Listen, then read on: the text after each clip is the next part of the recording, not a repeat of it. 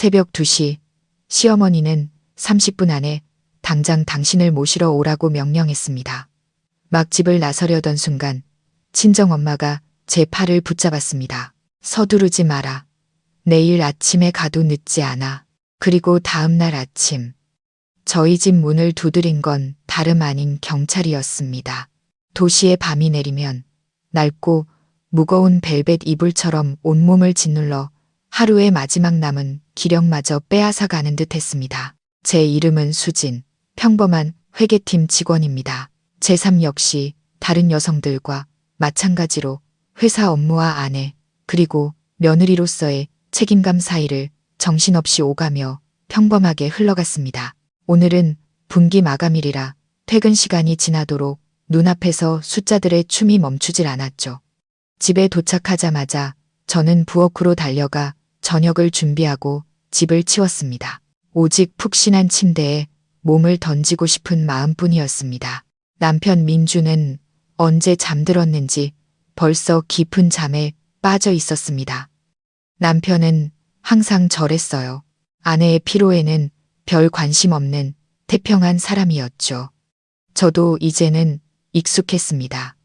옆에서 들려오는 남편의 고른 숨소리는 자장가처럼 제 마음을 편안하게 했습니다. 저는 곧 꿈과 현실의 경계가 무너지는 깊은 잠으로 빠져들었습니다.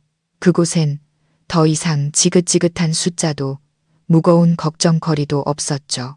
하지만 그 짧은 평화는 새벽 2시의 정적을 찢는 날카로운 전화벨 소리에 산산조각 나고 말았습니다. 저는 화들짝 놀라 잠에서 깼습니다. 심장이 미친 듯이 뛰기 시작했죠. 대체 누가 이 시간에 전화를 건 걸까요? 불길한 예감이 온몸을 감쌌습니다. 침대 협탁 위에 놓인 휴대폰을 집어들자 액정에 선명하게 떠오른 두 글자. 시어머니.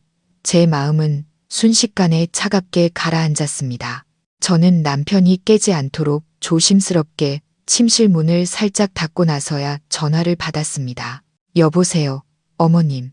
무슨 일로 이 시간에 전화하셨어요? 수화기 너머로 시어머니의 목소리가 날카롭게 들려왔습니다.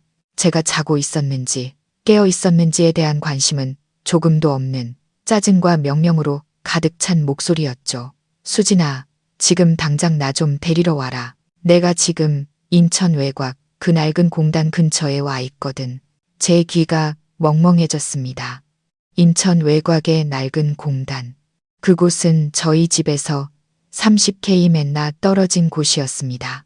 길은 외지고 가로등도 거의 없어서 강도 사건이 자주 일어나기로 악명 높은 곳이었죠. 어머니는 왜 새벽 2시에 그런 곳에 계신 걸까요?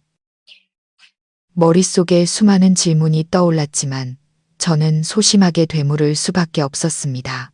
어머님, 그렇게 늦은 시간에 왜 혼자 거기 계세요? 무슨 급한 일이라도 있으신가요?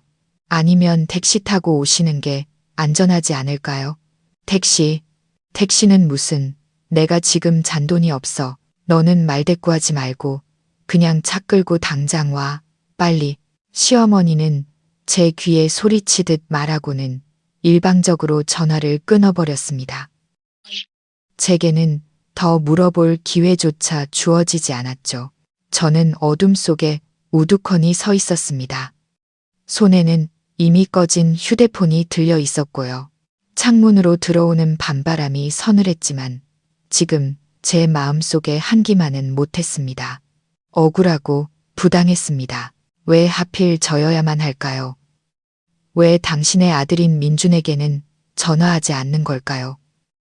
어떻게 그렇게 비상식적이고 위험한 요구를 조금의 망설임도 없이 할 수 있는 걸까요? 저는 꼭두각시가 된 기분이었습니다.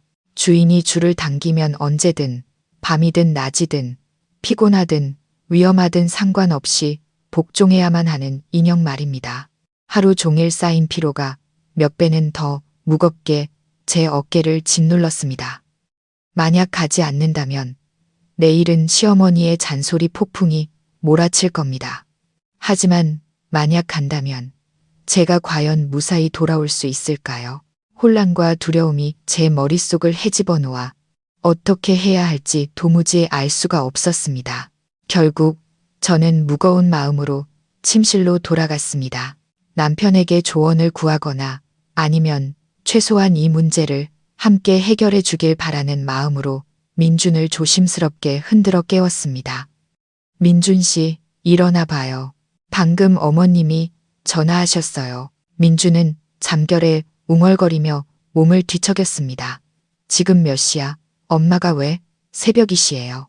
어머니가 인천 외곽으로 당신을 모시러 오래요. 너무 걱정돼요. 길도 멀고 외진 곳이라 위험하잖아요. 제 말이 채 끝나기도 전에 민준이 말을 잘랐습니다.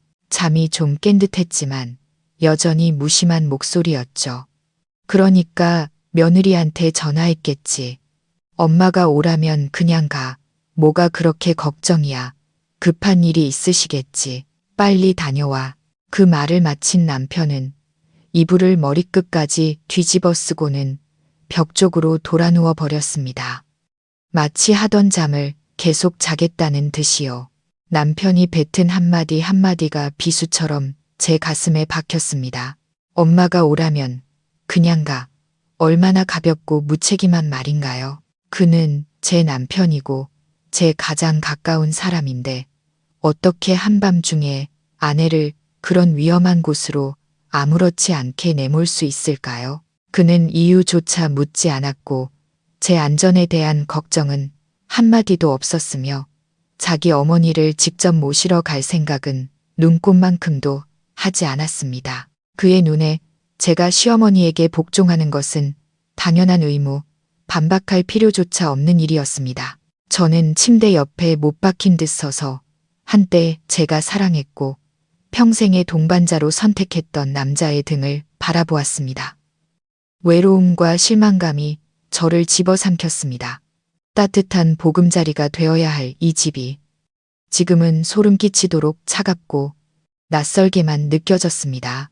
저는 이 결혼 생활에서 오직 혼자라는 것을 깨달았습니다. 혼자 걱정하고 혼자 짊어지고 혼자서 모든 부당함과 서러움을 감당해야 했습니다. 민주는 단 한 번도 진정한 의미의 남편, 기쁨과 슬픔을 함께 나눌 수 있는 인생의 동반자였던 적이 없었습니다. 그는 영원히 엄마의 어린 아들이었고 항상 어머니를 최우선으로 생각했으며 아내는 그저 돈 안 받는 가정부, 어머니를 기쁘게 해드리기 위한 도구일 뿐이었습니다. 소리 없는 눈물이 뺨을 타고 흘러내리기 시작했습니다. 한때 그의 달콤한 사랑의 약속을 믿었던 제 순진함에 눈물이 났습니다. 제가 짊어지고 있는 이 불행한 결혼 생활에 눈물이 났습니다. 언젠가 그가 변할 거라고, 저의 희생을 알아줄 거라고 기대하며 참고 또 참았던 제 자신이 너무나 어리석게 느껴졌습니다. 하지만 아니었습니다. 저의 침묵과 인내는 그들을 더욱 기고만장하게 만들고 저를 더 무시하게 만들었을 뿐입니다.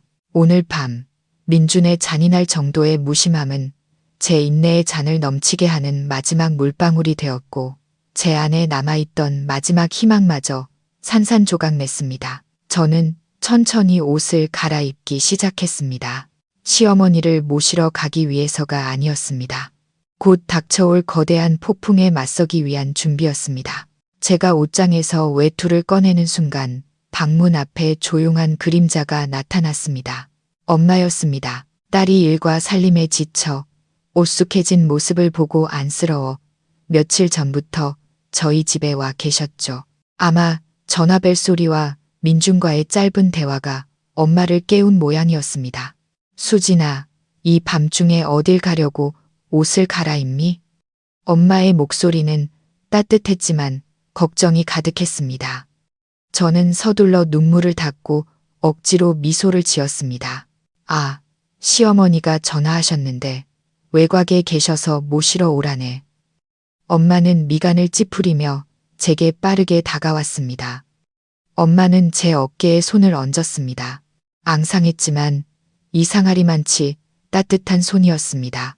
세상에, 지금이 새벽 2시인데 위험하게 어딜 가려고, 길도 험하고 요즘 세상이 얼마나 흉흉한데. 게다가 넌 여자 혼자 몸이잖아. 만약 무슨 일이라도 생기면 어쩌려고 그래. 엄마의 걱정 어린 말을 듣자 그동안 억눌렀던 서러움과 억울함이 한꺼번에 터져 나왔습니다. 저는 엄마를 와락 껴안고 어린 아이처럼 흐느꼈습니다. 엄마, 나 너무 힘들어. 가기 싫어. 너무 무서워. 하지만 안 가면 시어머니가 가만두지 않을 거야.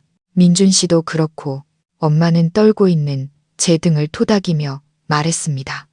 목소리에는 분노와 안타까움이 섞여 있었죠. 내 시어머니 정말 너무하시는구나.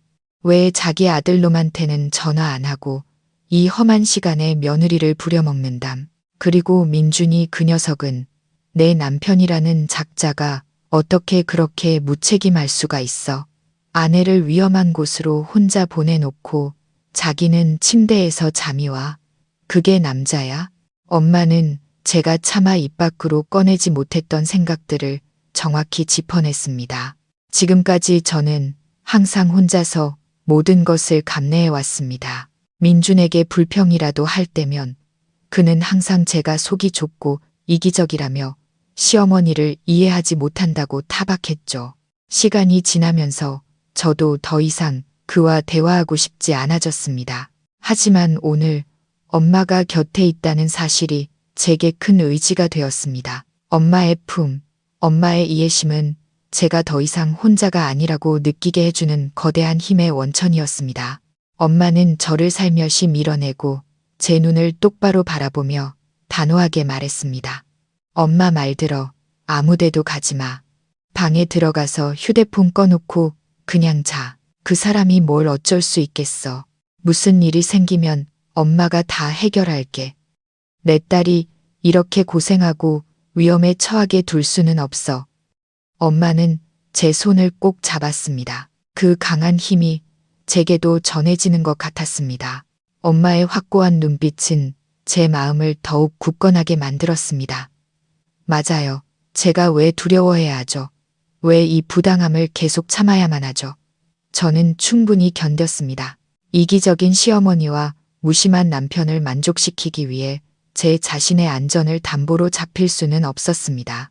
친정엄마의 보호는 마치 튼튼한 방패처럼 시어머니와 민준의 부당한 지시에 처음으로 맞설 수 있는 용기를 주었습니다. 마음속으로는 이미 결정을 내렸지만 몇 년간 몸에 밴 복종의 습관은 저를 망설이게 했습니다.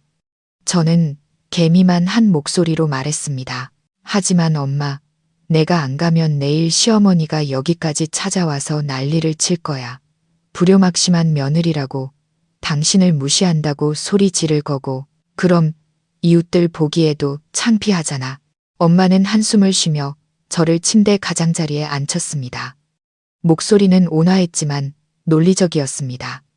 수진아, 인생은 남을 만족시키기 위해 사는 게 아니야. 너 자신을 위해 사는 거지. 네가 양보할수록 사람들은 더 너를 얕보고 함부로 대할 거야.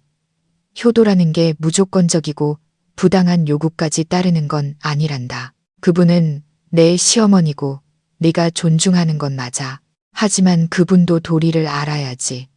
며느리를 아끼고 사랑할 줄 알아야지. 세상에 어떤 시어머니가 며느리한테 한밤중에 수십 킬로미터를 운전해서 오라고 하니? 생각해봐. 오늘 네가 가면 다음에도 그 다음에도 더 심한 요구를 할 거야. 언제까지 참고 살 거니? 엄마의 말 한마디 한마디가 제 안의 두려움과 망설임의 벽을 부수는 망치 같았습니다. 엄마 말이 맞았습니다. 저는 더 이상 두려움과 인내 속에서 살 수 없습니다. 저도 감정이 있고 피곤함과 두려움을 느끼는 사람입니다. 저 자신을 사랑하고 보호하는 법을 배워야만 했습니다. 엄마가 말을 이었습니다. 일단 들어가서 푹 자. 휴대폰은 꺼놓고 모든 건 내일 아침에 해결하자. 만약 그분이 여기까지 찾아오시면 내가 직접 얘기할게. 내 딸이 대체 무슨 잘못을 했기에 이런 취급을 받아야 하는지 나도 따져 물어야겠어. 엄마의 단호한 모습을 보니 더 이상 망설일 이유가 없었습니다. 저는 고개를 끄덕였습니다. 감사함과 벅찬 감정이 가슴속에서 차올랐습니다. 저는 휴대폰을 들어 전원 버튼을 길게 눌렀습니다. 검게 변한 화면은 마치 오랫동안 저를 최삼해던 보이지 않는 끈을 끊어낸 것 같았습니다. 온몸으로 안도감이 퍼져나갔습니다. 비록 내일 진짜 전쟁이 시작될 거라는 걸 알았지만요. 저는 침대로 돌아가 민준 옆에 누웠습니다. 그는 여전히 깊은 잠에 빠져 아내의 내적 갈등도 그리고 오늘 밤 저의 결정이 우리 두 사람의 삶을 완전히 바꿔놓을 것이라는 사실도 전혀 알지 못했습니다. 눈을 감았지만 잠은 오지 않았습니다. 엄마를 생각했습니다. 제가 가장 약해졌을 때 곁에서 든든한 버팀목이 되어주는 엄마가 있다는 사실이 얼마나 행운인지 깨달았습니다. 엄마의 사랑은 모든 상처를 치유하는 약이었고 어두운 날들을 헤쳐나갈 수 있게 비춰주는 빛이었습니다. 오늘 밤 저는 과감한 결정을 내렸습니다. 과거의 저와는 완전히 다른 결정이었죠. 그리고 내일 어떤 일이 닥치든 저는 후회하지 않을 것임을 알고 있었습니다. 아직 동이 트기 전 희미한 햇살이 창틈으로 겨우 비집고 들어올 무렵 민준의 휴대폰이 요란하게 울리기 시작했습니다. 그는 잠결에 투덜거리며 휴대폰을 집어들었습니다. 엄마. 저는 자는 척 가만히 누워 있었지만 귀는 쫑긋 세운 채 모든 소리를 듣고 있었습니다. 시어머니가 무슨 말을 하는지는 들리지 않았지만 민준의 표정이 점점 굳어지는 것을 볼 수 있었습니다. 그는 벌떡 일어나 앉으며 짜증 섞인 목소리로 말했습니다. 그게 무슨 말이야?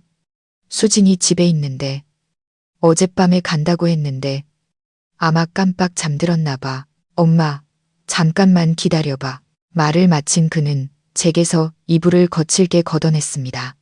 김수진, 너 지금 뭐 하는 거야? 왜 아직도 여기 자고 있어? 엄마가 너 안 와서 밤새 밖에서 떨었다잖아. 너 제정신이야? 저는 천천히 몸을 일으켜 그의 눈을 똑바로 쳐다보았습니다. 제 목소리는 놀라울 정도로 차분했습니다. 안 갔어요. 너무 피곤했고 어머님의 요구는 비상식적이고 위험하다고 생각했어요. 민주는 눈을 동그랗게 떴습니다. 마치 자기가 들은 말을 믿을 수 없다는 듯한 표정이었죠. 그는 늘 순종적이던, 감히 반항 한 번 못하던 아내의 모습에 익숙해져 있었습니다. 비상식적, 위험해. 너 지금 뭐라고 했어? 우리 엄마야. 엄마가 부탁 좀 한 걸 가지고 그렇게 계산적으로 굴어. 네가 이 집 며느리 맞아? 그는 폭포수처럼 악랄한 말을 쏟아내며 소리쳤습니다. 저는 그저 침묵했습니다. 마음은 이미 차갑게 식어버렸죠. 이런 상황은 너무나 익숙했습니다. 시어머니와 관련된 일이라면 그는 항상 다른 사람으로 변해 맹목적으로 어머니를 보호하기 위해 제 감정을 짓밟는 것을 서슴지 않았습니다. 바로 그때 바깥방에 계시던 엄마가 들어오셨습니다. 엄마는 모든 것을 듣고 계셨죠. 엄마는 민준을 쳐다보았습니다. 평소의 온화한 눈빛이 아닌 엄격함으로 가득 찬 눈빛이었습니다. 민준아, 내가 한 가지만 묻자. 너는 수진이를 내 아내라고 생각은 하니? 엄마의 등장에 민준은 당황하며 말을 더듬었습니다. 네, 장모님, 당연히 그렇죠. 그렇다면 왜 내 아내가 새벽 2시에 수십 킬로미터나 되는 험한 길을 혼자 운전하게 내버려 뒀니? 남편으로서 내 책임은 어디에 있는 거니? 그분 아들은 수진이가 아니라 너잖아. 왜 가야 할 사람이 네가 아니었던 거니? 엄마는 느리지만 또박또박 단호하게 말했습니다.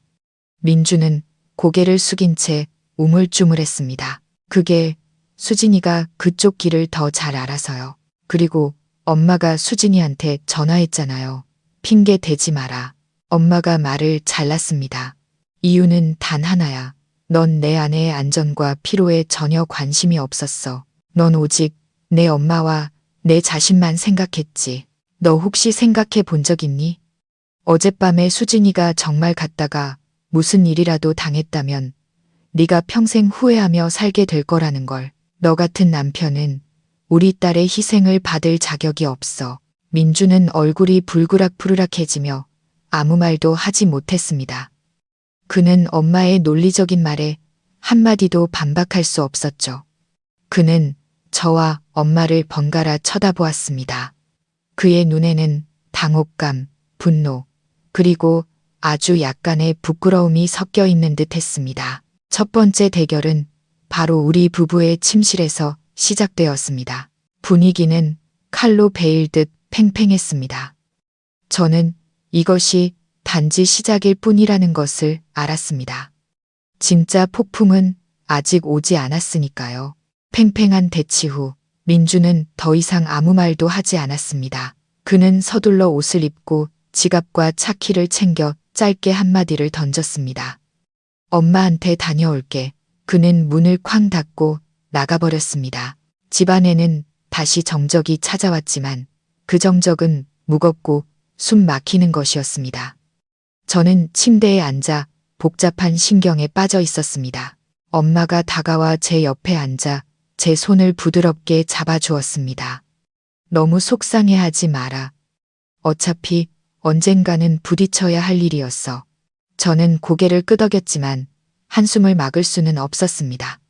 저는 그냥 어머님이 왜 그러셨는지 이해가 안 가요. 평소에 저를 좋아하지 않으셨지만 이렇게까지 비상식적이진 않으셨거든요.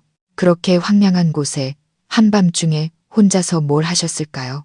제 말을 들은 엄마는 갑자기 미간을 찌푸리며 깊은 생각에 잠겼습니다. 잠시 후 엄마는 의심 가득한 목소리로 입을 열었습니다. 수진아, 나도 이 일이 좀 이상하다고 생각해. 잘 생각해봐. 연세 드신 분이 왜 혼자 그 으슥한 곳에 한밤중에 갔을까? 볼 일이 있었다면 왜 낮에 가지 않았을까? 누군가와 함께 갔다면 왜 그 사람이 집까지 데려다 주지 않고 너를 부른 걸까? 엄마의 질문 하나하나가 제 생각 속의 어두운 부분을 비추는 빗줄기 같았습니다. 맞아요. 저는 억울함과 두려움에 빠져 시어머니의 이야기 속 비논리적인 부분들을 분석할 생각을 못했습니다. 엄마가 말을 이었습니다. 그분이 너한테 전화했을 때 목소리가 좀 이상하지는 않았니? 겁에 질려 있거나 두려워하는 기색은 없고 그냥 명령조였어. 저는 새벽녘의 통화를 떠올리려 애썼습니다. 목소리는 날카롭고 명령조였어요. 하지만 평소처럼 차분하지 않고 약간 떨리는 것 같기도 했어요. 그리고 제가 뭘 물어볼 틈도 안 주고 몇 마디만 하고 바로 끊어버렸고요. 그것 봐. 엄마가 가볍게 무릎을 쳤습니다. 분명히 너희에게 알리고 싶지 않은 무언가 태기는 일이 있는 거야. 너를 부른 건 단순히 집에 데려다 달라는 게 아닐 수도 있어. 혹시 무슨 일을 저질러서 뒷수습을 도와줄 사람이 필요했던 건 아닐까? 엄마의 분석에 저는 소름이 돋았습니다. 끔찍한 가설이 머릿속에서 만들어지기 시작했습니다. 만약 정말 그렇다면 제가 어젯밤 그곳에 가지 않은 것은 천만다행이었습니다. 하지만 대체 무슨 일이 있었기에 항상 체면을 중시하고 고고한 척하던 시어머니가 그렇게 몰래 비정상적으로 행동해야만 했을까요? 아니면 누가 어머니를 속여서 그곳으로 유인한 걸까요? 저는 다른 가능성을 제시했습니다. 엄마는 고개를 저었습니다.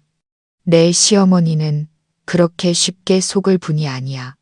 계산적이고 영악해서 남을 속이면 속였지. 내 생각엔 그분은 자발적으로 그곳에 갔을 거야. 아마도 비밀스러운 만남 같은 거였겠지. 그리고 그 만남에서 예상치 못한 문제가 생겨서 급하게 도망치다가 너에게 도움을 요청한 거고 비밀스러운 만남. 저는 할 말을 잃었습니다. 시아버지는 돌아가신 지 10년이 다 되어 갑니다. 시어머니는 홀로 민준을 키우셨죠. 모든 사람의 눈에 그녀는 남편을 여단 후 정절을 지킨 연려였습니다. 도저히 믿기 힘든 이야기였습니다. 제 당황한 표정을 본 엄마가 저를 위로했습니다. 이것도 그냥 내 추측일 뿐이야. 하지만 조심해야 해. 이 일은 간단하지 않아. 이따가 민준이가 돌아오면 일단 침착하게 그 애가 뭐라고 하는지, 내 시어머니가 어떻게 해명하는지 들어봐. 그리고 그 사람들 말을 바로 믿지 말고 내 머리로 잘 생각해 봐야 한다. 알았지? 저는 고개를 끄덕였습니다. 엄마가 제기한 의문들은 제 마음속에 의심의 씨앗을 심었습니다. 저는 더 이상 순진하게 시키는 대로만 하던 며느리가 아니었습니다. 저는 스스로 진실을 찾아야만 했습니다. 저 자신을 보호하기 위해서뿐만 아니라 한 지붕 아래 살고 있는 사람들의 진짜 얼굴을 알기 위해서였습니다. 민준이 집을 나간 후 집안의 공기는 무겁게 가라앉았습니다. 저는 시어머니의 입맛대로 꾸며지고 왜곡된 이야기를 남편이 가져오기만 기다릴 수는 없었습니다. 그들이 저를 피해자에서 가해자로, 남편 눈에 불효한 며느리로 만들게 둘 수는 없었습니다. 엄마의 분석이 귓가에 맴돌았습니다. 저는 직접 진실을 찾아 나서야 했습니다. 엄마, 저 시댁에 한번 다녀와야 할 것 같아요. 저는 결심에 찬 목소리로 엄마에게 말했습니다. 엄마는 저를 바라보았습니다. 그 눈빛에는 걱정과 함께 약간의 자랑스러움이 섞여 있었습니다. 정말 괜찮겠니? 지금 거기에 가면 큰 싸움이 날 텐데. 알아요. 하지만 이렇게 앉아서 추측만 하고 있을 수는 없어요. 직접 어머님을 마주하고 그 입으로 직접 해명을 들어야겠어요. 어머님 눈을 보고 진실을 말하는지 거짓말을 하는지 확인하고 싶어요. 저는 충분히 참았어요. 더 이상 억울하게 조종당하며 살고 싶지 않아요. 제 눈에 서린 단호함을 본 엄마는 고개를 끄덕였습니다. 그래, 네가 그렇게 결심했다면 다녀오렴. 하지만 명심해. 절대로 냉정함을 잃으면 안 된다. 그분이 무슨 말을 하든 무슨 짓을 하든 너는 침착해야 해. 그들한테 휘말려서 화를 내면 오히려 네가 잘못한 사람이 되는 거야. 그냥 네가 궁금한 걸 솔직하게 물어봐. 진실은 언젠가 드러나게 되어 있어. 엄마는 집에서 기다릴게. 엄마의 당부는 제게 더 큰 힘을 주었습니다. 저는 단정한 옷으로 갈아입고 흐트러진 머리를 다시 빗었습니다. 거울 속의 제 모습은 더 이상 피곤하고 굴욕적인 여자가 아니었습니다. 자신의 명예와 진실을 지키기 위해 싸울 준비가 된 전사였습니다. 저는 시댁으로 차를 몰았습니다. 익숙한 길인데도 오늘따라 유난히 낯설게 느껴졌습니다. 결혼 생활의 기억들이 파도처럼 밀려왔습니다. 연애 초반, 민주는 참 따뜻하고 자상한 남자였습니다. 그는 저의 부드럽고 상냥한 점을 사랑한다고 말했죠. 하지만 결혼 후 시어머니의 눈에 저의 상냥함은 유약함, 괴롭히기 쉬운 것으로 비쳤고 민준도 점점 변해갔습니다. 그는 더 이상 저를 지켜주는 남자가 아니라 항상 시어머니 편에 서서 저를 비난하는 감시자이자 판사였습니다. 우리의 사랑은 언제부터 죽어갔을까요? 저도 모르는 사이 그의 무심함과 시어머니의 혹독함이 우리의 사랑을 조금씩 갉아먹고 죽여버린 것이겠죠. 시댁은 낡은 골목 안쪽에 자리 잡고 있었습니다. 빛이 잘 들지 않아 늘 어둡고 음침한 느낌을 주는 단층집이었습니다. 저는 골목 입구에 차를 세우고 심호흡을 한 뒤 안으로 들어섰습니다. 낡은 철문은 잠겨 있지 않았습니다. 저는 조심스럽게 문을 열고 마당으로 들어섰습니다.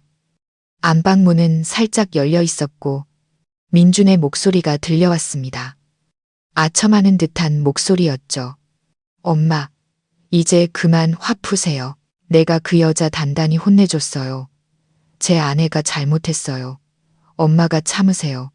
이따가 제가 데리고 와서 사과시킬게요. 시어머니가 한탄하며 대답하는 소리가 들렸습니다. 사과하면 다야. 내가 너 때문에 평생을 고생했는데 이제 늙어서 내 마누라한테까지 이런 수모를 당해야겠니? 세상에 저렇게 천벌 받을 며느리가 어디 있냐? 시어미를 밤새 길바닥에 버려도 그 말을 듣는 순간 제 속에서 분노가 치밀어 올랐습니다. 저는 더 이상 망설이지 않고 문으로 다가가 세게 노크했습니다. 어머님, 민준 씨, 저 왔어요. 문이 벌컥 열렸습니다. 저를 본 민준의 얼굴은 놀라움에서 분노로 순식간에 변했습니다. 내가 여긴 어쩐 일이야? 저는 그의 말에 대꾸하지 않고 그를 살짝 밀치며 집 안으로 들어섰습니다. 시어머니는 거실 중앙의 낡은 소파에 앉아 있었습니다. 구겨진 잠옷 차림에 머리는 헝클어져 있어 정말 초췌해 보였습니다. 하지만 저를 보자 그녀의 눈에는 증오로 가득 찬 차가운 빛이 번뜩였습니다. 제가 방에 들어서자마자 그녀는 익숙한 레퍼토리를 시작했습니다. 그녀는 무릎을 치며 울부짖었습니다. 아이고, 세상에, 저 며느리란 년이 날 죽이려고 여기까지 쳐들어왔네. 네가 무슨 낯짝으로 여길 와? 내가 화병으로 죽어야 속이 시원하겠니? 너 때문에 내가 길바닥에서 밤새 추위와 굶주림에 떨고 모기한테 물어뜯겼어. 내가 얼마나 고생했는지 알아? 민주는 언제나처럼 즉시 어머니의 연극에 설득당했습니다. 그는 제게 돌아서서 소리쳤습니다. 수진아, 봐. 엄마가 너 때문에 이 꼴이 됐잖아. 당장 와서 엄마한테 사과하지 않고 뭐해. 하지만 오늘의 저는 달랐습니다. 더 이상 두렵지도 죄책감을 느끼지도 않았습니다. 저는 비극적인 연극을 펼치고 있는 그 여자를 똑바로 쳐다보며 이상할 정도로 차분한 목소리로 말했습니다. 어머님, 저는 어머님 고생하신 얘기 들으러 온 거 아니에요. 사과하러 온 것도 아니고요. 저는 딱 한 가지만 알고 싶어서 왔어요. 진실이 뭐예요? 저의 직설적인 질문에 모자는 할 말을 잃고 멍하니 서 있었습니다. 시어머니는 울음을 뚝 그쳤습니다. 그녀는 마치 이상한 생물체를 보듯 눈을 깜빡이며 저를 쳐다봤습니다. 너 지금 뭐라고 했니? 무슨 진실? 어머님이 왜 새벽 2시에 그 외진 곳에 혼자 계셨는지에 대한 진실이요. 저는 또박또박 말했습니다. 거긴 왜 가셨어요? 누구랑 같이 가셨어요? 그리고 왜 그 사람이 어머님을 모셔다 드리지 않고 저한테 전화하게 만드셨죠? 제 질문 하나하나가 그녀의 전곡을 찌르는 칼날 같았습니다. 그녀의 얼굴은 창백해졌고 입술은 달싹였지만 아무 말도 나오지 않았습니다. 그녀는 아마 늘 침묵하고 인내하던 며느리가 감히 자기 앞에 서서 따져 물을 날이 오리라고는 상상도 못했을 겁니다. 그녀는 더듬거리며 핑계를 대기 시작했습니다. 나는 오랜 친구를 만나러 갔었어. 친구가 많이 아파서 급하게 가야 했어. 그 친구분 성함이 어떻게 되세요? 집은 어디고요? 저는 계속해서 추궁했습니다. 그렇게 친한 친구분이 아프신데 왜 저희 부부에게는 알리지 않으셨어요? 저희가 가서 병문안도 하고 도와드릴 수도 있었잖아요. 아니면 그 친구분은 저희가 알면 안 되는 비밀이라도 있는 분인가요? 그녀는 할 말을 잃었습니다. 그녀는 당황하기 시작했고 눈동자를 계속해서 굴렸습니다. 거짓말을 하고 있다는 명백한 신호였죠. 논리적으로 안 되겠다고 생각했는지 그녀는 다시 욕설과 저주를 퍼붓는 낡은 수법을 꺼내 들었습니다. 이 버르장머리 없는 것, 네가 감히 시어미를 취조해? 내가 어딜 가든 뭘 하든 내 마음이야. 너한테 보고할 의무 없어. 넌 그냥 며느리일 뿐이야. 내 일에 참견할 권리 없어. 민준아, 내 마누라 좀 봐. 저 싸가지 없는 것 좀 보라고. 그녀는 아들에게 도움을 요청했고 마치 줄에 매달린 인형처럼 민주는 즉시 어머니를 보호하기 위해 앞으로 나섰습니다. 민주는 제 앞을 가로막고 섰습니다. 마치 어미 닭을 보호하기 위해 깃털을 세운 수탉처럼 기세등등했죠.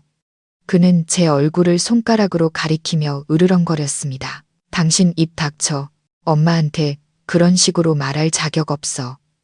당신이 뭔데 엄마를 신문해. 저는 그를 보며 씁쓸하게 웃었습니다. 이 남자, 제 남편은 단 한 번도 저를 보호해 준 적이 없었습니다. 하지만 어머니에게 무슨 일이 생기면 그게 옳든 그르든 그는 아내를 포함한 온 세상에 맞서 가시를 세울 준비가 되어 있었습니다. 저는 그냥 진실을 알고 싶을 뿐이에요. 저는 목소리가 떨리지 않도록 애쓰며 대답했습니다. 어머님이 떳떳하시다면 왜 솔직하게 말씀하지 않으세요? 왜 말을 돌리고 거짓말을 하시는 거죠?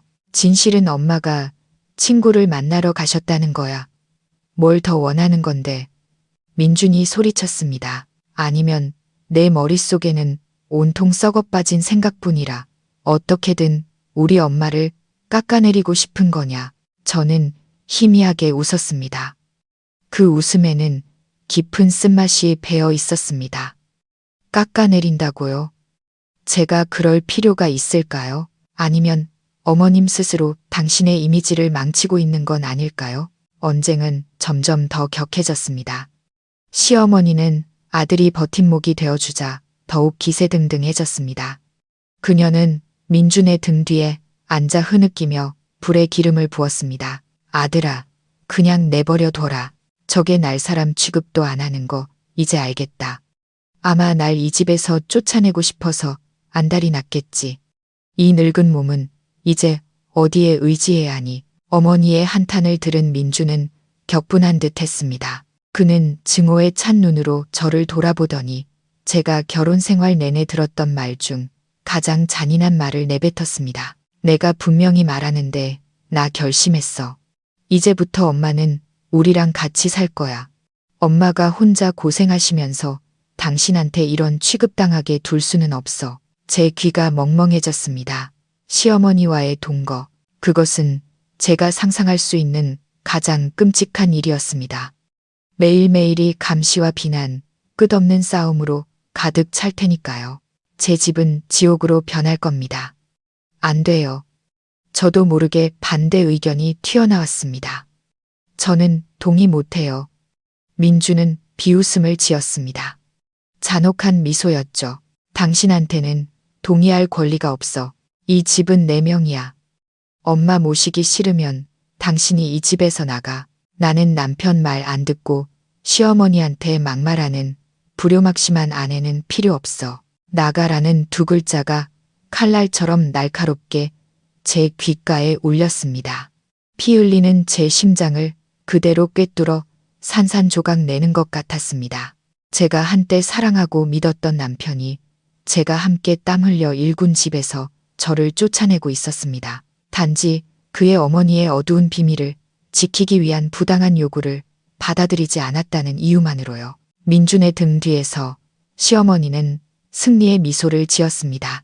그녀는 이 결혼 생활에 관해 마지막 못을 박는 망치질처럼 마지막 한마디를 덧붙였습니다. 그래, 아들아. 저런 마누라는 데리고 살 거 못 돼. 쫓아내버려. 내가 저것보다 100배는 나은 여자 찾아줄게. 말 잘 듣고 싹싹한 애로 말이야. 저렇게 늙고 상스러운 것 말고. 저는 어둡고 숨막히는 집 한가운데 서서 남편과 시어머니의 모욕적인 말을 듣고 있었습니다. 하지만 이상하게도 이전처럼 극심한 고통은 느껴지지 않았습니다. 제 심장은 이미 마비된 것 같았죠. 저는 민준을 바라보며 그의 눈에서 익숙한 무언가를, 제가 한때 사랑했던 남자의 흔적을 찾으려 애썼습니다. 하지만 아니었습니다. 제가 본 것은 오직 냉담함, 낯쫌, 그리고 잔인함 뿐이었습니다. 그의 위협, 시어머니의 승리의 미소, 제 인격에 대한 짓밟음, 이 모든 것이 마지막 한 방울이 되어 잔을 넘치게 했습니다. 수년간의 인내, 속으로 삼켰던 서러움, 언젠가 그가 저를 이해해 줄 것이라는 희미한 희망. 모든 것이 이 순간 사라져 버렸습니다. 저는 제가 얼마나 어리석었는지 문득 깨달았습니다. 저는 이미 속부터 썩어 문드러진 결혼 생활을 위해 애써왔습니다. 저는 전혀 가치 없는 남자를 위해 제 청춘을 희생했습니다. 이상하게도 평온한 감정이 저를 감쌌습니다. 그것은 실망의 끝에 다다른 자만이 느낄 수 있는 평온함이었습니다. 더 이상 잃을 것도 미련을 가질 것도 없었습니다. 좋아요. 제가 말했습니다. 제 목소리는 가벼웠지만 분명하고 단호했습니다. 그게 당신이 원하는 거라면 저는 더 이상 아무 말도 하지 않았습니다. 울지도 애원하지도 싸우지도 않았습니다. 저는 그저 조용히 몸을 돌려 걸어 나갔습니다. 저의 반응에 민준과 시어머니는 모두 놀란 듯 했습니다. 아마 그들은 눈물의 드라마나 용서를 구하는 장면을 기대했을 겁니다. 하지만 저는 그들에게 그런 구경거리를 제공하지 않았습니다. 저는 그 집을, 그 어두운 골목을 걸어 나왔습니다. 제 등 뒤로 모든 거짓과 쓴맛, 그리고 제 심장을 산산조각낸 남자를 남겨두고 말이죠. 큰 길로 나오자 햇살이 눈부시게 쏟아졌지만 따뜻했습니다. 저는 깊게 숨을 들이쉬었습니다. 차갑고 신선한 공기가 폐를 가득 채웠습니다. 오랫동안 제 어깨를 짓누르던 무거운 짐을 내려놓은 것처럼 몸이 가벼워졌습니다. 저는 걸으면서 휴대폰을 꺼내 엄마에게 전화를 걸었습니다. 수화기 너머로 엄마의 걱정스러운 목소리가 들렸습니다. 수진아, 괜찮니? 무슨 일 있었어? 엄마의 목소리를 듣자 제 안에 단단했던 벽이 무너져 내렸습니다. 눈물이 억제할 수 없이 쏟아지기 시작했습니다. 하지만 이 눈물은 약함이나 절망의 눈물이 아니었습니다. 해방의 눈물이었습니다. 엄마, 저는 흐느꼈습니다. 나 엄마한테 갈게. 내 결혼. 이제 정말 끝났어. 저는 우리 집으로 가지 않고 교회에 있는 엄마의 작은 집으로 곧장 차를 몰았습니다. 제가 자란 곳, 언제나 엄마의 따뜻한 품이 기다리고 있는 곳이었죠. 대문 밖에서 제 모습을 보자마자 엄마는 달려 나왔습니다. 넋이 나간 제 모습과 퉁퉁 부은 제 눈을 보고 엄마는 아무것도 묻지 않고 그저 저를 조용히 품에 안아주었습니다. 집에 온이 됐다. 얘야, 모든 건 천천히 생각하자. 엄마의 앙상하지만 든든한 품은 세상에서 가장 안전한 피난처였고 제가 방금 겪은 폭풍우를 잠시나마 잊게 해주었습니다. 저는 잠시나마 평화를 얻을 수 있을 거라고 생각했지만 착각이었습니다. 2시간쯤 지났을까요? 제가 막 샤워를 마치고 엄마가 끓여주신 따뜻한 생강차를 마시고 있을 때였습니다. 대문 밖에서 문을 쾅쾅 두드리는 소리와 함께 익숙한 고함 소리가 들려왔습니다. 이수진, 너 당장 나와. 거기 숨어서 뭐 하는 거야? 이 버르장머리 없는 며느리야. 당장 문 열어. 시어머니였습니다. 그녀는 여기까지 찾아온 것이었습니다. 혼자도 아니었습니다. 그녀 옆에는 그녀의 귀한 아들, 민준이 함께 있었습니다. 저는 그 자리에 얼어붙었습니다. 그들이 이렇게까지 뻔뻔할 줄은 몰랐습니다. 엄마는 찻잔을 내려놓고 저를 바라보며 안심시키는 눈빛을 보냈습니다. 너는 여기 가만히 있어. 나가지 마. 이 일은 엄마가 해결할게. 엄마는 침착하게 걸어나가 대문을 열었습니다. 엄마를 보자마자 시어머니는 굶주린 하이에나처럼 달려들어 엄마의 얼굴에 대고 손가락질하며 욕을 퍼부었습니다. 아, 당신이었구먼. 당신이 딸년을 아주 잘 가르쳤어. 남편한테 대들고 시어미한테 막말하라고 가르치더니 이제는 집 나가서 딴 놈 만나라고 부추기는 거지. 역시 그 엄마의 그 딸이라더니. 엄마는 그녀의 상스러운 말에도 전혀 흔들리지 않았습니다. 엄마는 차분함을 유지하며 온화하지만 단호한 목소리로 말했습니다. 사부인, 무슨 하실 말씀이 있으시면 집 안에 들어와서 점잖게 하시죠. 길거리에서 소란 피우면 이웃들 보기 창피합니다. 들어가긴 어딜 들어가. 이런 버릇없는 며느리나 숨겨주는 집에 내가 발을 들일 것 같아? 그녀는 계속해서 소리쳤습니다. 당신 딸내미 당장 나오라고 해. 그녀는 당장 우리 집에 가서 나한테 사죄하고 내가 들어가 살 수 있게 집 청소부터 해야 해. 그렇지 않으면 내가 이 동네 전체에 당신들 모녀의 진짜 모습을 다 까발릴 테니까. 민주는 옆에 서서 어머니를 말리기는커녕 오히려 거들었습니다. 장모님, 수진이 좀 나오라고 해주세요. 저희 부부 일은 저희가 알아서 해결할게요. 수진이가 이번 일은 완전히 잘못했어요. 엄마는 민준의 얼굴을 똑바로 쳐다보았습니다. 눈에는 깊은 실망감이 서려 있었죠. 해결. 오늘 아침에 자네가 어떻게 해결했는지 내가 똑똑히 봤네. 자네는 내 아내를 집에서 쫓아냈고, 이제는 내 엄마랑 같이 여기까지 와서 난동을 부리고 있잖아. 민준아, 자네에게 남자로서의 염치라는 게 조금이라도 남아있긴 한 건가? 전곡을 찔린 민주는 얼굴이 붉어지며 할 말을 잃었습니다. 시어머니는 아들이 밀리는 것을 보자 더욱 기세등등해졌습니다. 그녀는 집 안으로 쳐들어오려 했지만 엄마가 재빨리 문 앞을 막아섰습니다. 사부인, 다시 한번 말씀드리죠. 여긴 제 집입니다. 사부인 마음대로 행패를 부릴 수 있는 시장 바닥이 아니에요. 제 딸은 지금 저와 함께 있고 아무데도 가지 않을 겁니다. 여기서 계속 소란을 피우시면 저도 더는 가만히 있지 않겠습니다. 엄마의 단호함과 당당한 태도에 시어머니는 주춤하는 듯 했습니다. 그녀는 겉보기엔 온화하고 말없어 보이는 이 여자가 이렇게 강하게 나올 줄은 몰랐던 모양입니다. 그녀는 밖에서 계속해서 저를 게으르고 남편에게 빌부터 산다느니, 아이도 못 낳는다느니, 시댁 재산을 빼돌리려 한다느니 온갖 욕설을 퍼부었습니다. 그녀는 입에 담을 수 있는 가장 악독하고 날조된 말들을 쉴 새 없이 쏟아냈습니다. 동네 사람들이 하나 둘씩 모여들기 시작했습니다. 호기심 어린 눈빛과 수군거리는 소리가 들려왔습니다. 저는 집 안에 앉아 귀를 막았지만 심장은 갈기갈기 찢기는 듯 아팠습니다. 저 때문에 엄마의 명예까지 더럽혀지고 있었습니다. 엄마 집 앞에서 벌어진 소란은 끝날 기미가 보이지 않았습니다. 시어머니는 마치 무한한 에너지를 가진 것처럼 욕설과 비방을 멈추지 않았습니다. 그녀는 길바닥에 주저앉아 자식을 키운 공로와 불효한 며느리 때문에 겪는 고통을 하소연하며 울부짖기 시작했습니다.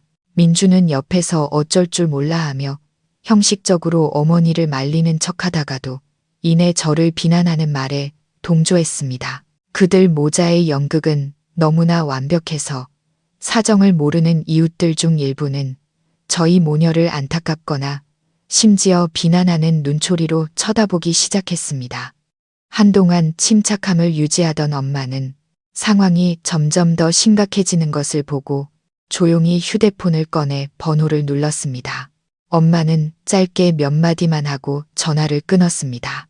누구에게 전화했는지는 알 수 없었지만 엄마는 저를 돌아보며 안심하라는 듯 고개를 한번 끄덕였습니다. 약 15분 후 시어머니가 한창 불쌍한 피해자 연기에 심취해 있을 때 골목 입구에서 경찰 오토바이 한 대가 들어왔습니다. 뒤이어 경찰차 한 대가 더 따라왔습니다. 제복을 입은 경찰관 2명이 차에서 내려 군중을 향해 똑바로 걸어왔습니다. 갑작스러운 경찰의 등장에 모두가 놀랐습니다. 울부짖던 시어머니도 입을 다물었습니다. 그녀는 당황한 표정으로 경찰관들을 쳐다보았고 그 얼굴에는 공포심이 서려 있었습니다. 민준도 얼굴이 하얗게 질렸습니다. 그는 서둘러 어머니의 팔을 잡아 끌며 속삭였습니다. 엄마, 경찰 왔어. 경찰관 중 한 명이 주변을 둘러보며 엄숙한 목소리로 말했습니다. 모두 해산해 주십시오. 공공장소에서 질서를 어지럽히지 마십시오. 여기 집주인분 누구십니까? 엄마가 침착하게 앞으로 나섰습니다. 안녕하세요. 제가 집주인입니다. 제가 경찰에 신고했습니다.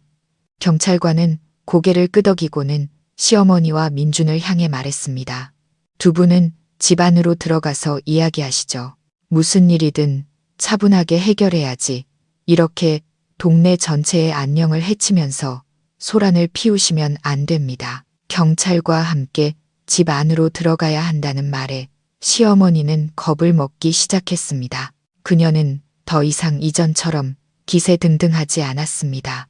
아이고, 경찰관님, 별일 아닙니다. 그냥 저희 집안일이에요. 시어머니가 며느리 훈계 좀 하는 건데 뭘 경찰까지 부르고 그럽니까?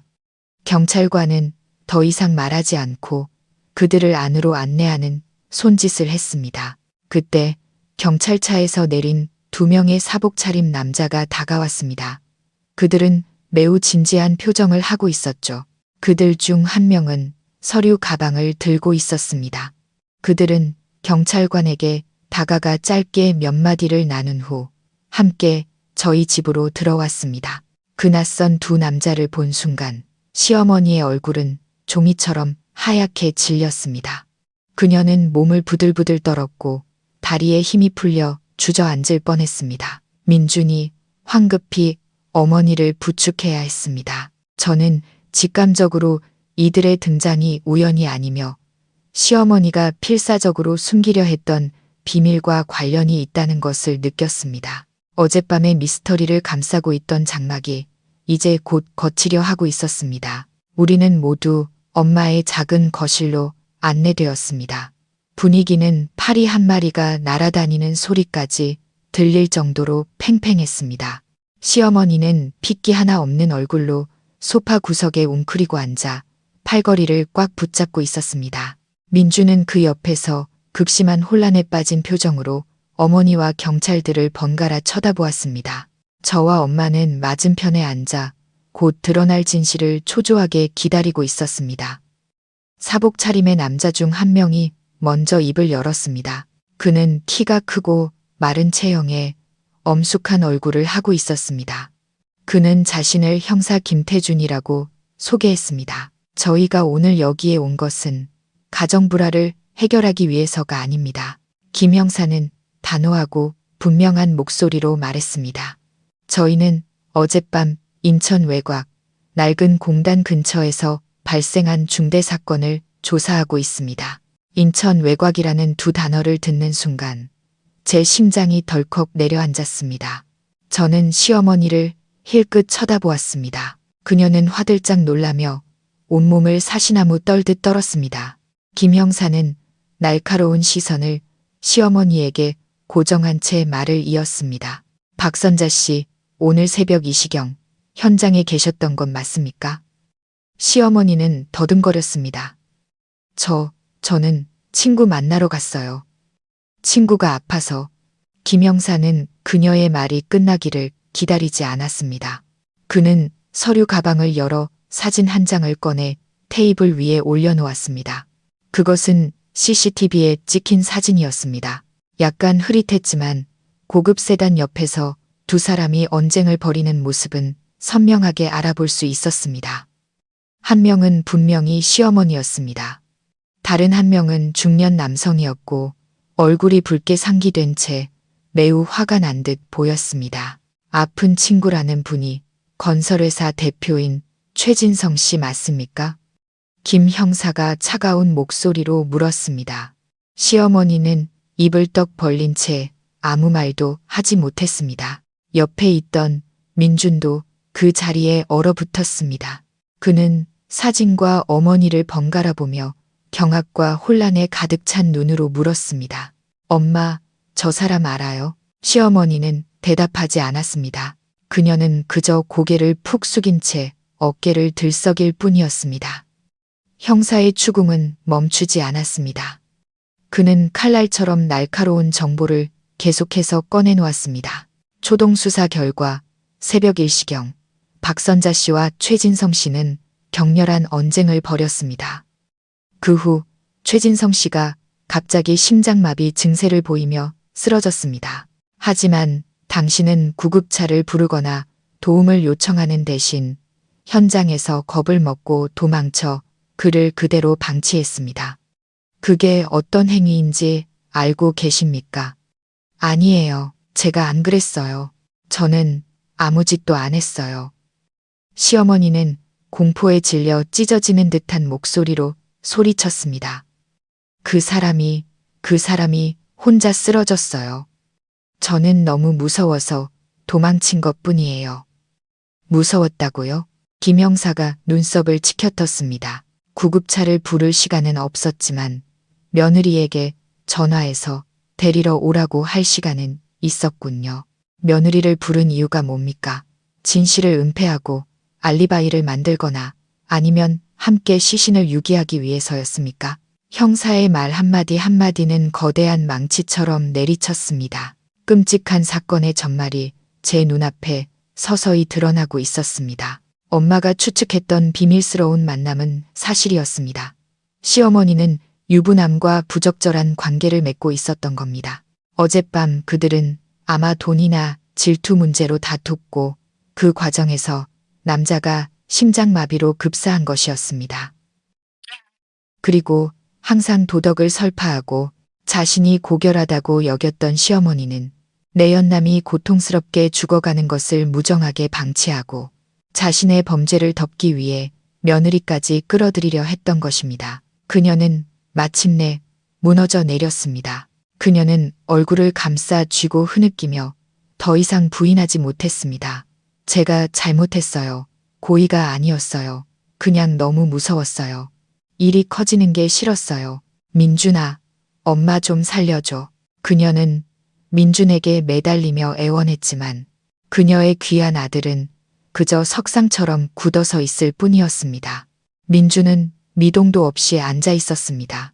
그의 얼굴에서는 아침에 그 분노와 오만함은 찾아볼 수 없었고 대신 무서울 정도로 공허하고 창백한 표정만이 남아 있었습니다. 그는 비참하게 울부짖는 어머니를 보다가 다시 저를 보았습니다. 그의 눈빛은 길 잃은 아이처럼 텅 비어 있었습니다. 그가 항상 숭배하고 보호해왔던 정숙하고 희생적인 어머니라는 완벽한 가면이 그의 눈앞에서 무참히 찢겨나간 것이었습니다.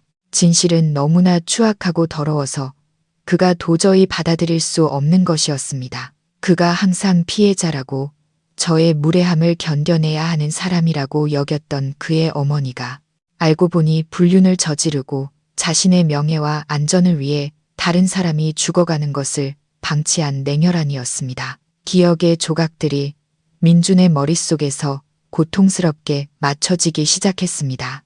새벽 2시의 전화, 어머니의 떨리는 목소리, 비상식적이고 위험한 요구, 아픈 친구에 대한 어설픈 거짓말, 제가 따져 물었을 때의 그 당혹감, 모든 것이 명확해졌습니다.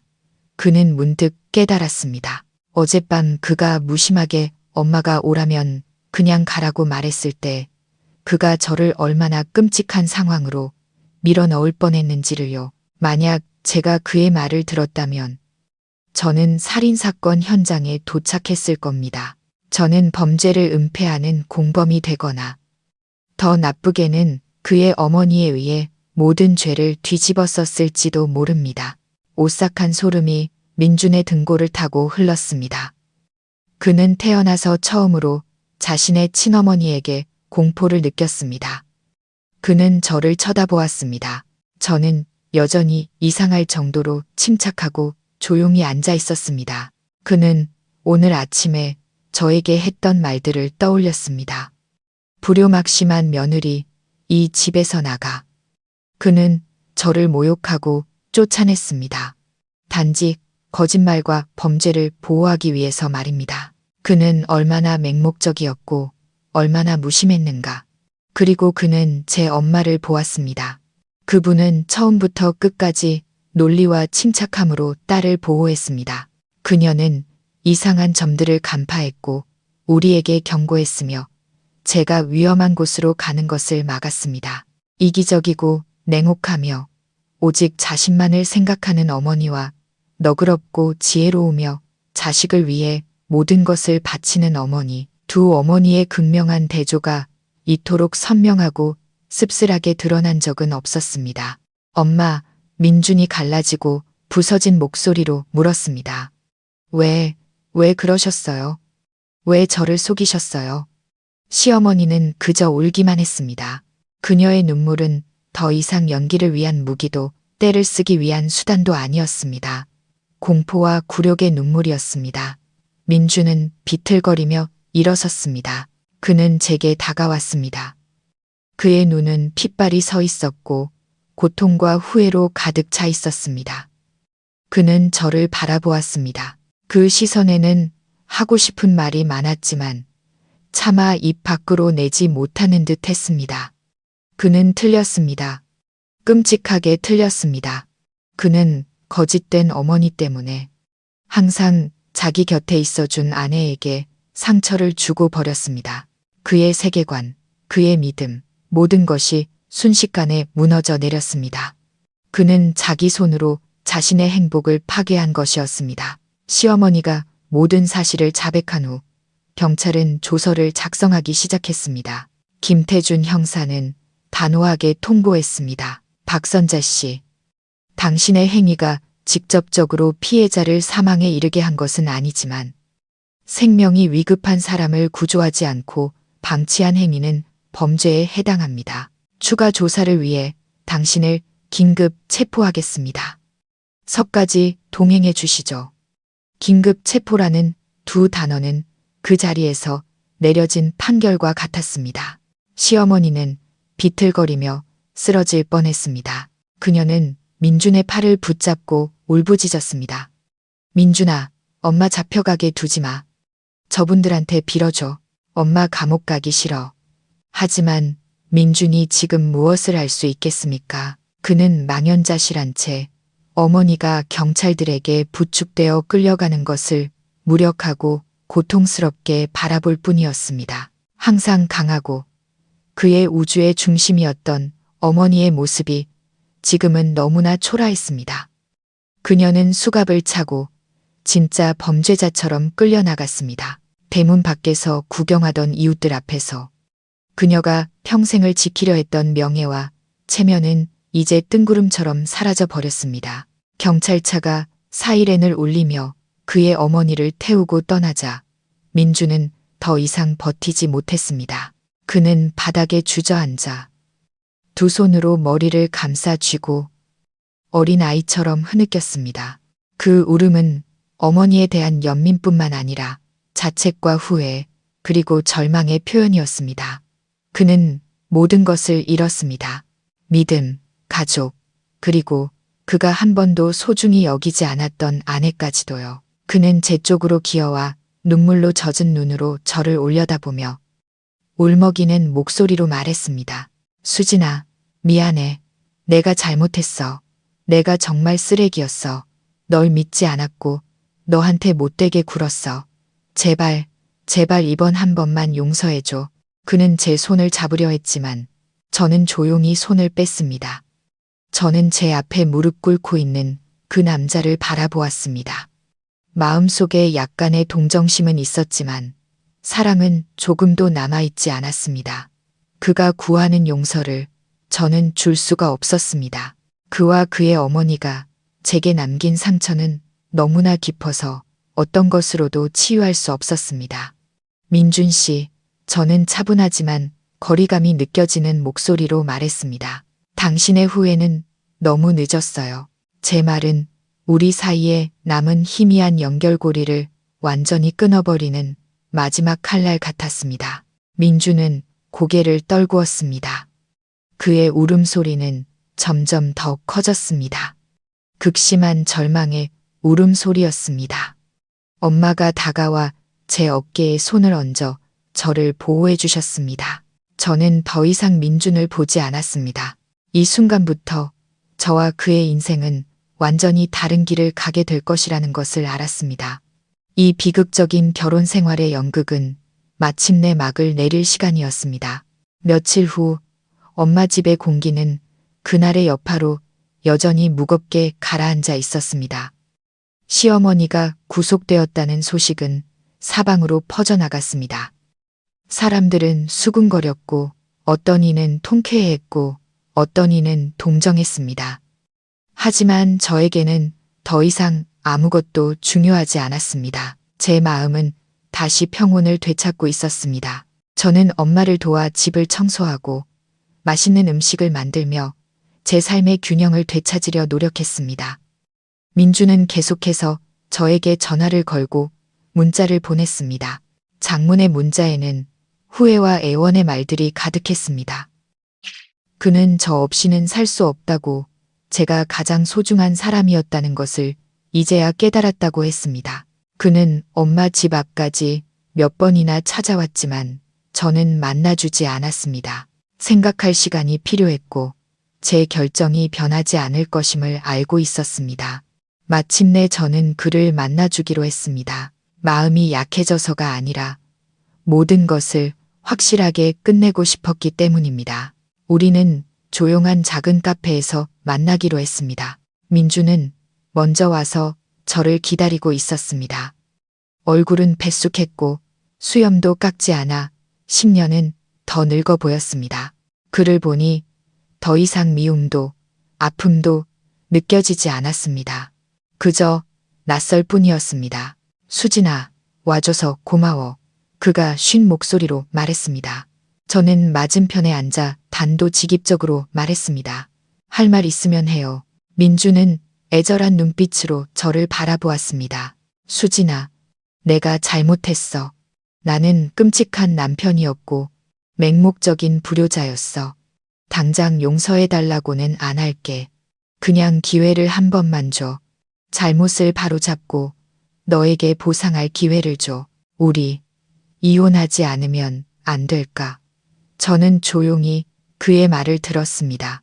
그의 말에 지금 이 순간만큼은 진심이 담겨 있다는 것을 알 수 있었습니다. 하지만 그게 무슨 소용일까요? 그 뒤늦은 진심이 제가 그의 무심함과 시어머니의 혹독함을 견뎌야 했던 수많은 세월을 지울 수는 없었습니다. 그가 저를 위험한 곳으로 내몰았던 그 운명의 밤을 지울 수도 없었습니다. 그리고 그의 모욕적인 말과 잔인했던 나가라는 한마디를 결코 지울 수 없었습니다. 저는 깊은 숨을 들이쉬고 차분하게 말했습니다. 민준 씨, 내가 왜 떠나기로 결심했는지 알아요? 단지 어머님 일 때문만은 아니에요. 그건 그냥 마지막 계기였을 뿐이에요. 우리가 함께 산 수많은 시간 동안 당신은 단 한 번도 나를 진정한 인생의 동반자로 여긴 적이 없다는 걸 깨달았기 때문이에요. 나는 그냥 가정부였고 당신 어머니를 기쁘게 해드리기 위한 도구였어요. 당신은 단 한 번도 내 편에 서주지 않았고 나를 보호해주지 않았어요. 저는 말을 이었습니다. 당신의 후회는 지금은 진심일지 모르지만 이미 부서져 버린 결혼 생활을 다시 일으켜 세우기에는 부족해요. 내 신뢰는 이미 죽었어요. 내 사랑도 오래전에 식어버렸고요. 나는 더 이상 언제나 조마조마하고 참고 견뎌야만 하는 삶으로 돌아갈 수 없어요. 나 너무 지쳤어요, 민준 씨. 이제는 나 자신을 위해 살고 싶어요. 말을 마친 저는 가방에서 미리 준비해온 서류 봉투를 꺼내 테이블 위에 조용히 올려놓았습니다. 변호사를 통해 작성한 이혼 서류였습니다. 정말 많이 생각했어요. 우리 여기서 끝내요. 서로를 놓아주는 거예요. 민주는 이혼 서류를 보며 눈시울을 붉혔습니다. 그는 더 이상 소리치거나 매달리지 않았습니다. 아마도 제 눈에서 흔들리지 않는 결심을 읽었기 때문일 겁니다. 그는 떨리는 손으로 펜을 들었습니다. 그의 뜨거운 눈물이 종이 위로 떨어져 이혼 신청서라는 글자를 번지게 했습니다. 마침내 그는 이를 악물고 우리 결혼의 운명을 결정짓는 그 종이에 서명했습니다. 시어머니의 재판은 그로부터 한 달여 뒤에 열렸습니다. 저는 참석하지 않았고 그에 대해 많이 듣고 싶지도 않았습니다. 하지만 소식은 이웃들의 입을 통해 인터넷 뉴스의 헤드라인을 통해 계속해서 제게 들려왔습니다. 그녀는 위험에 처한 사람을 구조하지 않은 죄유기치사로 기소되었습니다. 법정에서 모든 진실이 더욱 명확하게 밝혀졌습니다. 시어머니와 최 대표는 2년 넘게 몰래 만나온 사이였습니다. 최 대표는 아내와 자식이 있는 유부남이었습니다. 그는 시어머니에게 생활비를 대주었고 그 대가로 은밀한 만남을 가졌습니다. 그날 밤 두 사람은 시어머니가 새 아파트를 사기 위해 큰돈을 요구하면서 다투게 되었습니다. 최 대표는 이를 거절했습니다. 격렬한 언쟁 중 평소 심장 질환이 있던 최 대표가 심장마비를 일으키며 쓰러졌습니다. 구급차를 부르는 대신 시어머니가 가장 먼저 한 일은 그의 휴대폰에서 두 사람 사이의 모든 메시지와 통화 기록을 삭제하는 것이었습니다. 그리고 그녀는 겁에 질려 도망쳤습니다. 그녀는 아들에게 이 부적절한 관계를 들킬까봐 민준에게는 차마 전화하지 못했습니다. 그래서 그녀는 어리석고 부리기 쉽다고 생각했던 며느리 저를 떠올렸던 겁니다. 그녀는 저를 불러 마치 자신과 제가 우연히 쓰러진 최 대표를 발견한 것처럼 현장을 조작하여 처음부터 그곳에 있었던 자신의 존재를 은폐하려 했던 것입니다. 지독히도 잔인하고 이기적인 계획이었습니다. 최 대표의 가족들도 법정에 출석했습니다. 그의 아내와 아이들은 남편과 아버지의 죽음에 간접적인 원인을 제공한 그 여자를 증오하며 울부짖었습니다. 그들은 가장 엄중한 처벌을 요구했습니다. 최종적으로 법원은 시어머니에게 징역 3년을 선고했습니다. 그것은 그녀의 이기심, 냉혹함, 그리고 거짓된 삶에 대한 대가였습니다. 그녀가 호송차에 오르던 날, 민주는 뱃쑥하고 초췌한 모습으로 그저 조용히 그 모습을 지켜볼 뿐이었다고 합니다. 저는 그가 우리의 신혼집을 팔아 그 돈의 일부를 피해자 가족에게 보상금으로 주었다는 소식을 들었습니다. 그에게는 아무것도 남지 않았습니다. 집도 없고 어머니는 감옥에 갔으며 아내도 떠났습니다. 그가 가졌던 모든 것은 그의 맹목적이고 유약한 태도 때문에 연기처럼 사라져 버렸습니다. 이혼 후 저는 공식적으로 엄마와 함께 살게 되었습니다. 옛날에 그 작고 따뜻한 집은 다시 웃음소리로 가득 찼습니다.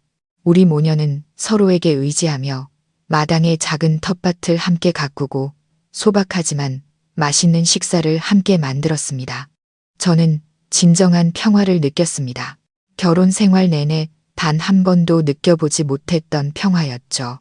저는 슬픈 기억이 너무 많은 이전 회사를 그만두었습니다. 제 경력 덕분에 집에서 더 가깝고 급여 조건도 더 좋은 새 회사의 회계팀장으로 금방 자리를 잡을 수 있었습니다. 활기찬 새 직장 환경과 친절한 동료들 덕분에 저는 빠르게 적응하고 일에서 다시 즐거움을 찾았습니다. 저는 자신을 위해 더 많은 시간을 보내기 시작했습니다. 주말마다 요가 수업에 등록했습니다. 유연한 동작과 깊은 호흡은 모든 스트레스를 해소하고 몸의 활력과 마음의 평온을 되찾게 해주었습니다. 숨막히는 결혼 생활 때문에 소홀했던 오랜 친구들과도 다시 만나 커피를 마셨습니다. 우리는 옛 추억을 이야기하고 현재의 삶의 기쁨과 슬픔을 나누었습니다. 저는 세상이 얼마나 넓고 아름다운지 깨달았습니다. 가끔 길에서 젊은 부부가 손을 잡고 행복하게 웃는 모습을 보면 제 마음에도 작은 파문이 일었다가 이내 잠잠해졌습니다. 마음의 상처는 아마 아직 남아있겠지만 더 이상 아프지는 않았습니다. 그것은 저에게 자신을 더 사랑하고 소중히 여겨야 한다는 것을 일깨워주는 값비싼 교훈이자 흉터가 되었습니다. 제가 하루하루 변해가는 모습을 보며 엄마는 매우 기뻐하셨습니다. 엄마는 재혼에 대해 재촉하지 않으셨습니다. 그저 제가 즐겁고 행복하게 사는 것만으로도 만족한다고 말씀하셨죠. 인연은 때가 되면 찾아오는 것이지 억지로 구할 필요는 없다는 것을요. 저는 엄마 말이 맞다는 것을 압니다. 저는 더 이상 기댈 어깨를 서둘러 찾지 않습니다. 저는 스스로 비바람을 막아줄 수 있는 튼튼한 나무가 되었습니다. 저는 민준을 다시 만나지 않았지만 가끔 몇몇 공통된 친구들을 통해 그의 소식을 듣곤 했습니다. 집을 판 후 그는 작은 원룸을 얻어 혼자 외롭게 살고 있다고 합니다. 동료들의 수군거림을 견디지 못했는지 이전 회사도 그만두었다고 했죠. 그는 기계 공장에서 힘든 육체 노동을 하며 지내고 있는데 아마 그 고됨이 괴로움을 잊게 해주는지도 모르겠습니다. 사람들은 그가 많이 변했다고 했습니다. 예전처럼 말끔하고 세련된 모습은 온데간데 없고 과묵하고 말이 없는 사람이 되었다고 했죠. 그는 더 이상 친구들과 어울리거나 술을 마시지 않았습니다. 일이 끝나면 그저 원룸으로 돌아가 네 개의 벽과 마주할 뿐이었습니다. 주말마다 그는 버스를 타고 교도소로 어머니를 면회하러 갔습니다. 두꺼운 유리창을 사이에 둔 짧은 만남은 아마도 가장 고통스럽고 자책하는 순간이었을 겁니다. 그는 수많은 죄를 저지르고 간접적으로 자신의 인생을 망친 어머니를 마주해야 했습니다. 하지만 그럼에도 불구하고 그분은 그의 어머니였고 그는 그녀를 버릴 수 없었습니다. 한 번은 옛 친구가 길가의 찻집에서 우연히 민준을 만났다고 합니다. 그 친구가 제게 전해주길 민준은 혼자 사는 시간이 많은 생각을 하게 해주었다고 털어놓았다고 합니다. 그는 자신의 모든 잘못을 깨달았다고 했습니다. 그는 어머니를 원망하지 않고 단지 옳고 그름을 분별하지 못했던 자신의 유약함과 맹목적인 태도를 탓한다고 했습니다. 그는 세상에서 가장 좋은 여자를 잃었고 그것이 자신에게 내려진 가장 큰 벌이라고 말했습니다. 그 말을 전해 들으며 제 마음에도 약간의 씁쓸함이 남았습니다. 저는 더 이상 그를 미워하지 않았습니다. 저는 그저 이 모든 일을 겪은 후 그가 진정으로 성장하여 자신과 주변 사람들에게 책임감 있는 삶을 사는 법을 배우기를 바랄 뿐이었습니다. 누구나 실수는 할 수 있습니다. 중요한 것은 다시 일어서서 새로 시작할 수 있느냐 하는 것이니까요. 시간은 손가락 사이로 흐르는 물처럼 흘러갔습니다. 3년 후 제 삶은 완전히 안정되었고 기쁨으로 가득 찼습니다. 직장에서도 인정받아 승진했고 돈을 모아 엄마의 집을 더 아늑하게 수리할 수도 있었습니다. 저는 여전히 요가를 하고 친구들을 만났습니다. 저는 누구에게도 얽매이지 않고 하고 싶은 모든 것을 할 수 있는 이 자유로운 싱글의 삶을 사랑하게 되었습니다. 어느 주말 오후 엄마와 함께 마당의 장미 덤불을 돌보고 있을 때 낯선 번호로 전화 한 통을 받았습니다. 잠시 망설이다 전화를 받았습니다. 수화기 너머에서는 익숙하지만 예전보다 훨씬 차분하고 달라진 목소리가 들려왔습니다. 민준이었습니다. 그는 어머니가 모범수로 조기 출소했다고 말했습니다. 그는 저를 붙잡거나 방해하려는 것이 아니라 단지 어머니를 대신해 진심으로 사과하고 싶어서 전화했다고 했습니다. 그는 어머니가 교도소에서 많은 것을 깨닫고 자신의 모든 잘못을 뉘우쳤다고 말했습니다. 어머니는 제게 용서를 바랄 자격도 없으며 그저 제가 행복한 삶을 살기만을 바란다고 전했습니다. 저는 그의 말을 끊지 않고 조용히 들었습니다. 전화해줘서 고마워요. 지난 일은 이제 다 지났고 저도 더 이상 마음에 담아두고 있지 않아요. 두 분 다 잘 지내시길 바라요. 대화는 짧게 끝났습니다. 저는 전화를 끊었습니다. 마음이 이상할 정도로 평온했습니다. 모든 미움과 원망은 바람에 날아가 버린 듯 했습니다. 삶은 계속됩니다. 저는 민준에게 돌아가지 않았고 아직 새로운 관계를 시작할 준비도 되지 않았습니다. 하지만 저는 더 이상 외롭지 않았습니다. 저의 행복은 이제 매일 건강한 엄마의 모습을 보는 것, 친구들과의 즐거운 수다, 그리고 직장에서의 성공입니다. 저는 자신을 사랑하는 법을 배웠고 가장 평범한 것들 속에서 기쁨을 찾았습니다. 민준에 대해서는 그가 어머니를 모시고 조용한 시골로 내려가 살고 있다는 소식을 들었습니다. 그는 작은 오토바이 수리점을 열어 모자가 소박하게 살아가고 있다고 합니다. 그는 재혼하지 않고 조용히 늙은 어머니를 돌보며 살고 있습니다. 가끔 명절이면 그는 제게 짧은 축하 메시지를 보내곤 합니다. 저는 답장하지 않지만 그것이 친구로서 그가 보내는 조용한 존중과 관심의 표현이라는 것을 압니다. 제 이야기는 아마 왕자와 공주가 나오는 동화는 아닐 겁니다. 하지만 저에게는 이것이 가장 행복한 결말입니다. 저는 폭풍우를 지나왔고 넘어졌지만 결국 스스로 일어서서 더 강하고 빛나는 사람이 되었습니다. 저는 햇살 아래 화사하게 피어난 장미를 보며 미소 지었습니다. 제 앞에는 밝은 미래가 활짝 열려 저를 기다리고 있다는 것을 믿으면서요.